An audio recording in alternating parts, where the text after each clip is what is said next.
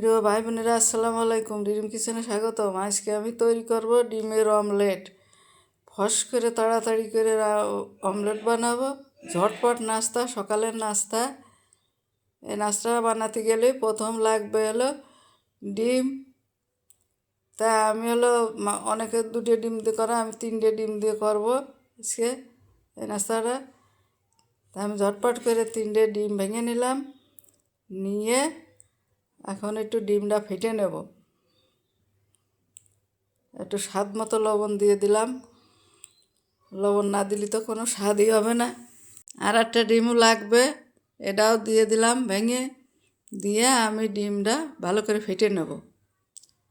একটা চামচ হ্যান্ডউইচের সাহায্যে ডিমটা ভালো করে ফেটে নেব।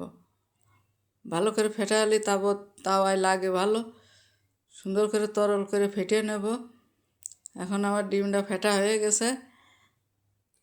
এইগুলো ডিমের অমলেটের পর দিতে হবে। তা হালকা একটু লবণ মেখে নিলাম। লবণ মেখে নিলে ভালো লাগে, স্বাদটা দ্বিগুণ হয়। এই কারণে হালকা একটু লবণ দিয়ে দিলাম। দিয়ে এখন আমি ডিমটা তারপর ঢেলে দেবো। আগে থেকে একটু তেল দিয়ে দিছি, তাই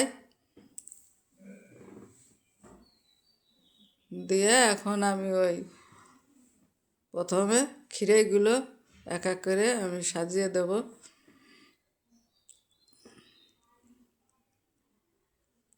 এখন টমেটোগুলো আমি এভাবে সাজিয়ে দেব।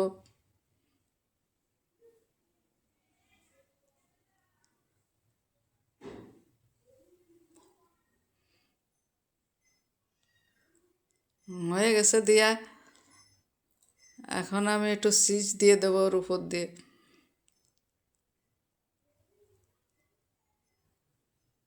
চিজটা দিলে ভালো একটা টেস্ট আসে, এই কারণে আমি চিজ দিছি।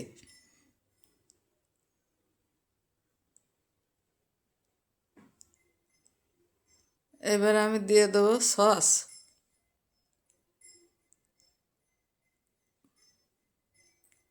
সসটা এভাবে দিয়ে আমি ডিমের অমলেটটা উল্টিয়ে দিয়ে দেওয়ার উপরে এভাবে উল্টিয়ে দিয়ে দেবো। অনেক সুন্দর মজাদার একটা খাবার।